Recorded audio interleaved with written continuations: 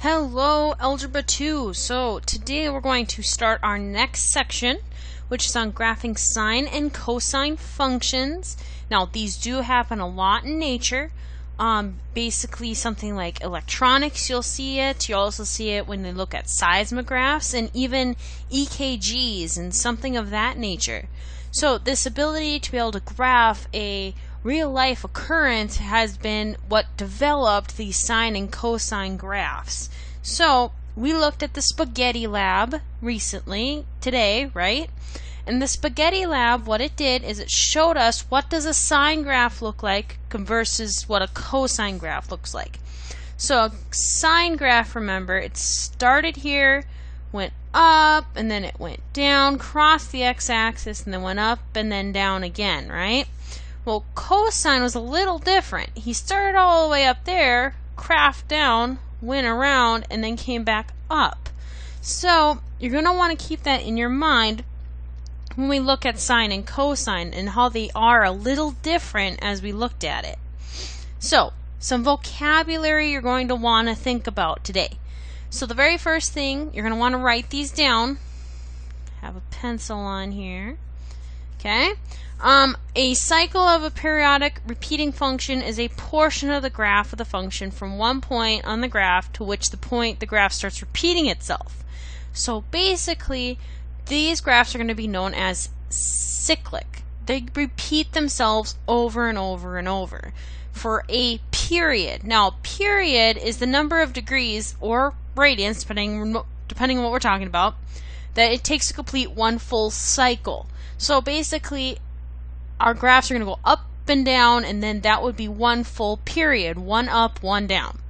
And the distance to which the sine or cosine graph rises and falls above and below its axis is called the amplitude.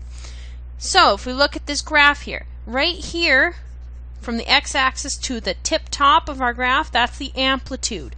So this amplitude will be equal to this amplitude as well, right here.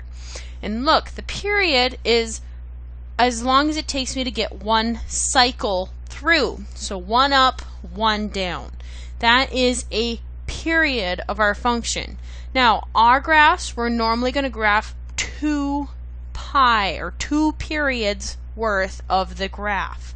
So that means it's going to go up and down twice each. Okay? So now, let's talk about some characteristics of these graphs. You're going to want to write this down as well.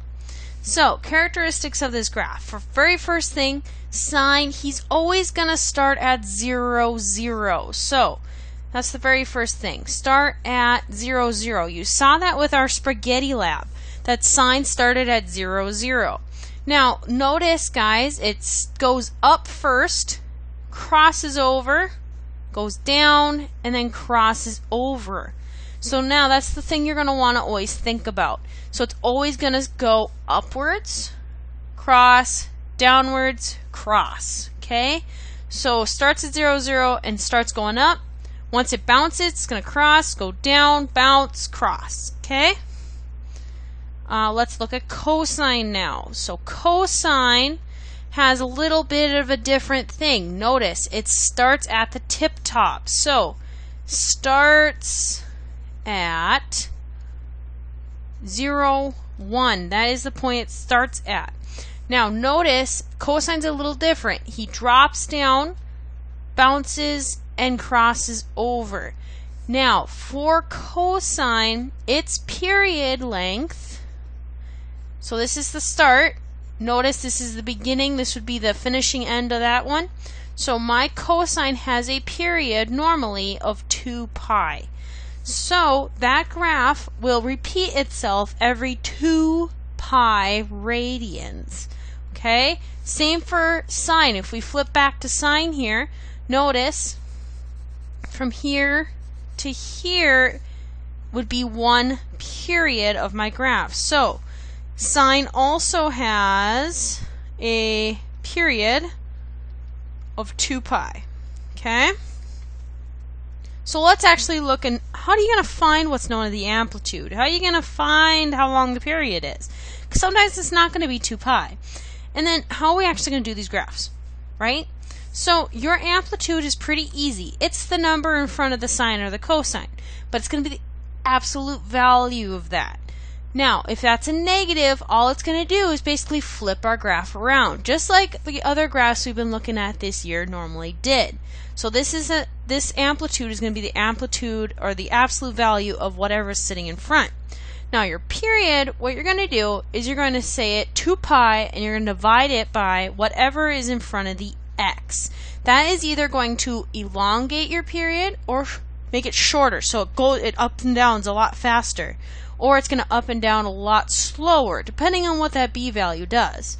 And to find the increment, now the increment is how much you're going to split your graph up by. It's going to make it a lot easier so that every time we do a new increment, it's either going to go up or down or cross over. So to do that, you're going to take whatever your period is and you're going to divide it by 4, which is the same thing as taking 1/4 times the period value that you get. You're going to want to be able to memorize these. You're going to definitely want this written down in your notebook, okay? Because these are going to be your bread and butter for this entire unit. Now, let's take a look at actually some examples here. So, got to graph the function. Very first thing, I see a number in front of my sine, so I do know my amplitude is going to be 2. To find our period, we're going to go 2 pi divided by whatever's in front of the x, which in this case is a 1 because there's nothing there. So it's going to be 2 pi divided by 1, which is just 2 pi. Now, how do we find the increment? So, period divided by 4, right? So this is going to be 2 pi divided by 4. Now, that is pi over 2, right? 1 pi over 2 in that case, because 2 over 4 simplifies down. So now what I'm going to do is make myself my axes. So I'm going to do something like this. I'm going to put the y-axis in the middle and elongate my x-axis, because this is going to need some room. Then what I'm going to do is I'm going to fill it out. So I'm going to write in my y values. So 1, and I know this function's got to go all the way up to 2 and all the way down to -2. Now, here's where you're going to want to grab a different color. I'm going to use blue. So, to draw in my amplitudes, I'm going to put a dotted line. Here's why I'm doing this. It's going to make me 10 times easier to graph this. And you're going to find we're going to have a color for each thing that we can do to our graph, okay? And I like to think I'm just going to designate each kind of shift or move or anything of that nature their own color. So my color is going to be blue for amplitude. So now this is a sine graph. Oh, almost forgot my increments. So my increments are 1 pi over 2. So I'm going to, for each tick mark I'm put on my x-axis, I'm going to count 1 pi over 2. And I want to graph 2 whole periods. So I'm going to have 1 pi over 2, add on 1, that's 2 pi over 2, right? It was just pi. You do not need to simplify the fractions, however. If you wish, by all means. I like to just keep it simple. 3 pi over 2 would be our next one, and then 4 pi over 2. Now notice that is 2 pi, right? This is just 2 pi in hidden form. So I already have one whole period amount. Let's also do the negative version. So I got -1 pi over 2, -2 pi over 2, -3 pi over 2, and finally -4 pi over 2. Okay, now I can graph my graph. It is a sine graph, so that does mean we're going to start at 0, 0. Next graph up, it's going to bounce, so I'm going to put a dot right on my dotted line up here. So it's going to bounce, and it's going to hit, cross over here, make its way down, bounce on the bottom here at 3 pi over 2, and then cross over at 2 pi. Back over here, it looks like it's gonna bounce down here, cross, bounce, and then cross. So if I draw my graph here, connect the dots here. Oop, that didn't cross very well. And then put some arrows because this continues on and on. So, what's our domain? Well, we're getting every x value. So we are actually getting negative infinity to infinity. Your range, you're bouncing between negative 2 and 2. Not too bad, right? Let's try a new one. So, we have another one here. Notice, nothing in front of the sine. So that means my amplitude has to be 1. But we do have something now in front of the x. That's going to change our period amount. So I'm going to have 2 pi divided by my b value, which is 1/2. Now you're probably saying, Marsh, that's a fraction inside a fraction. I don't like that. Well, let's go off to the side here. So 2 pi divided by 1, and I'm dividing by a fraction, right? So multiply by the reciprocal, so 2 over 1. This is just equal to 4 pi, ultimately. And you could do that on your calculator. 2 divided by 1/2, it would spit out 4. Then pi is just going to get attached along. Our increment, remember, is period divided by 4. So my increment is just a pi. So let's go ahead and draw out our graph. So I put it there, put my amplitudes in. Now I'll draw my blue dotted line across.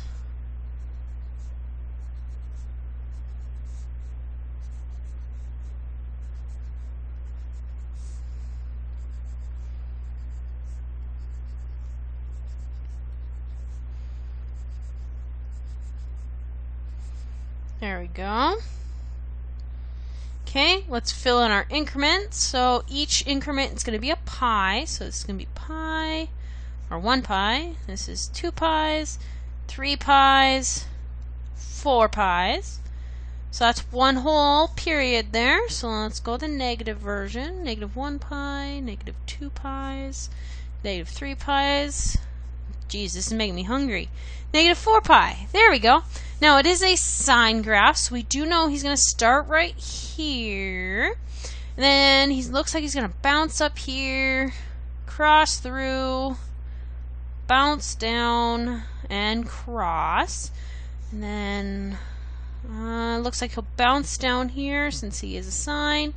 Cross, bounce, cross. Now let's go ahead and graph this. Now notice, guys, I am not making sharp corners to the best. I'm trying to make some curves. There is no sharp corners in trig functions, so try to make sure you're giving yourself some curves, some nice smooth curves to the best of your ability, okay? So that is my sine graph. So my domain then, guys, is negative infinity to infinity. And yes, that is going to be a constant thing, okay? Something to keep in mind. Range, I am bouncing between negative 1 and 1. Boom. And the final one of the night. Amplitude, we just got a 1. My period, remember, 2 pi. Our normal period divided by this b value, which is pi. Pi's cancel off, we're left with 2. So my increment is my period divided by 4, or 1/2. Okay, so let's fill this in. Fill in my amplitudes, 1 and negative 1. Let's draw in my blue line so I know how far up and down my graph's got to go.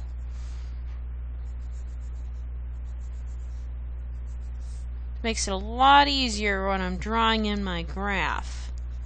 Makes it so I know how far up and down I'm supposed to go. Okay, my increment's going to be 1/2, so this is a 1/2. This is 2 over 2. This is 3 over 2. This is 4 over 2. Notice I'm being really lazy, not even simplifying. 4 over 2, remember, that is 2. So I have one whole period this way, negative 1/2 this way, negative 2 over 2, negative 3 over 2, and negative 4 over 2. This is a cosine. This guy's a little different. Remember, cosine, guys, he starts all the way up the top, and then he's going to cross over. So then he's going to go down, cross over, and pop back up there. So this way he's going to go down, bounce, cross, and end up there. So he looks like he's gonna kind of do one of these jobs.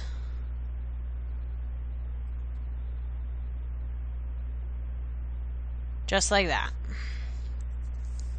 There we go. That is our cosine graph. So my domain, negative infinity to infinity, because it does cross over all the x's and it continues forever. But my range, he is stuck between -1 and 1.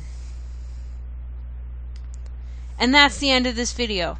See you later, Sabers.